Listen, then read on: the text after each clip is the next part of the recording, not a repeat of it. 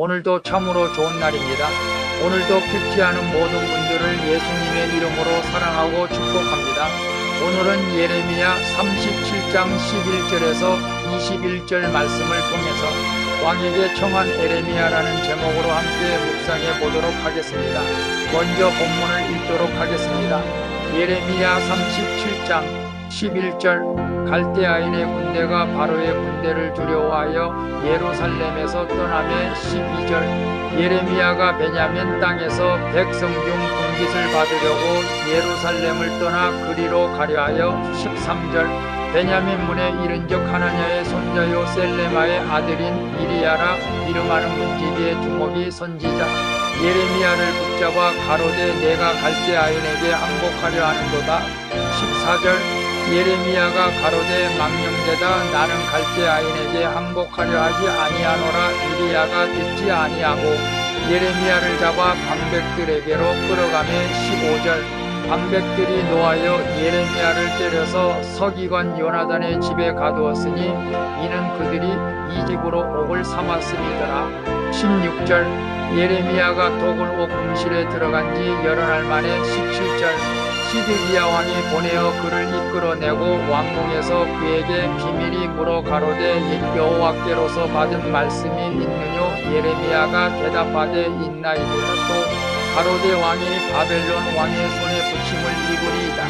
18절 예레미야가 다시 시드기야 왕에게 이르되 내가 왕에게나 왕의 신하에게나 이 백성에게 무슨 죄를 범하였건대 나를 옥에 가두었나이까. 19절 바벨론 왕이 와서 왕과 이 땅을 치지 아니하리라고 예언한 왕의 선지자들이 이제 어디 있나이까. 20절 내 주 왕이여 이제 청컨대 나를 들으시며 나의 탄원을 받으사 나를 서기관 요나단의 집으로 돌려보내지 마옵소서. 내가 거기서 죽을까 두려워하나이다. 21절 이에 시드기야 왕이 명하여 예레미야를 시위대 뜰에 두고 떡 만드는 자의 거리에서 매일 떡 한 덩이씩 그에게 주게 함의 성중에 떡이 닿을 때까지 이르니라.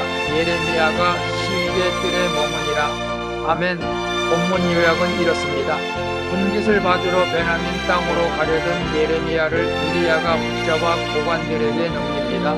그리고 시드기야 왕이 예레미야에게 여호와의 말씀을 묻자 그는 왕이 바벨론 왕의 손에 넘겨질 것이라고 말합니다. 또한 시드기야 왕은 예레미야의 탄원대로 그를 감옥들에 머물게 하는 내용입니다. 말씀의 거울로 내 신앙 점검하기 1번을 봅니다. 요즘 내가 갇혀있는 곳은 어디입니까? 그건 역시 주님의 통치 아래 있음을 믿습니까?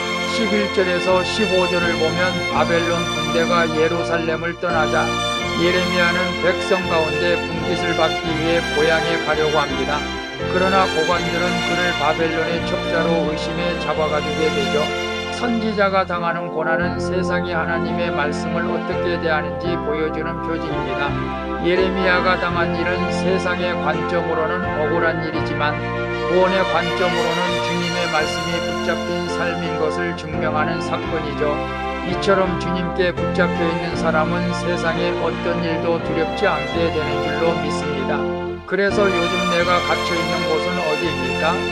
그건 역시 주님의 통치 아래 있음을 믿습니까라고 했을 때 예레미야가 억울하게 붙잡혔던 것처럼 여러분 무엇이 붙잡혀 있습니까? 물질입니까? 사람입니까? 직장입니까? 환경입니까? 그것도 주님의 통치 아래 있음을 믿고 우리가 믿음으로 인내하고 견디면 좋은 날이 오게 될 줄로 믿습니다. 2번을 봅니다. 오늘 나눈 말씀에서 무엇을 찾고 있습니까? 16절에서 19절을 보면 시드기야는 애국과 바벨론의 눈치를 살피느라 선지자 예레미야를 비밀리에 만납니다.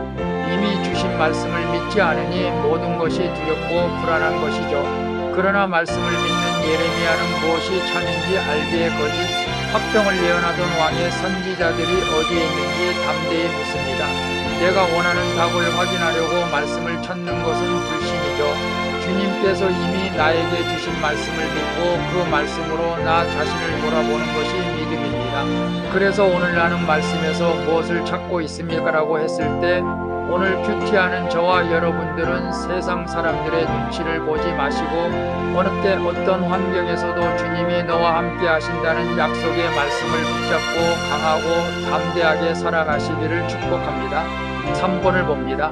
내가 해야 하는 줄 알면서도 절대 할 수 없다고 적용하지 않는 일은 무엇입니까? 20절에서 21절을 보면 예레미야는 시드기야 왕에게 자신을 감옥으로 돌려보내지 말라고 선언하죠. 비록 믿음 없는 왕이지만 자기 위치를 인정하고 그에게 겸손히 간청한 것입니다. 이렇게 하나님은 자기 종을 왕을 통해 공급하기도 하시고 엘리야처럼 까마귀를 통해 먹이기도 하십니다. 나는 이런 일만은 절대 알 수 없다는 고집을 깨뜨려야 할 때도 있다는 것이죠. 말씀을 꼭꼭 씹어 삶에 적용하는 것이 사명자의 인생인 줄로 믿습니다.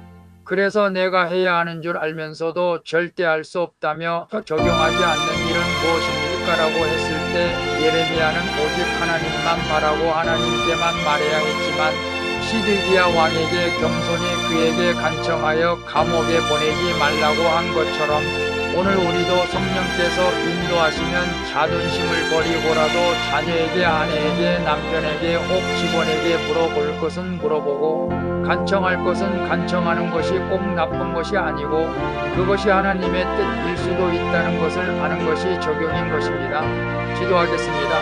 주님, 저의 갇힌 환경을 말씀으로 해석하고 육적 자유보다 영적 구원을 바라게 해주시옵소서. 그리고 내 생각이 주님의 말씀보다 앞서지 않게 하시고 오늘 제 삶을 비춰줄 말씀을 듣게 해주시옵소서. 주님, 제게 허락하신 상황에서 고정관념을 버리고 즉시 순종하며 적용하는 믿음을 주시옵소서. 나에게 담대함을 주시는 예수 그리스도의 이름으로 기도합니다. 아멘. 오늘도 수고하셨습니다. 사랑합니다.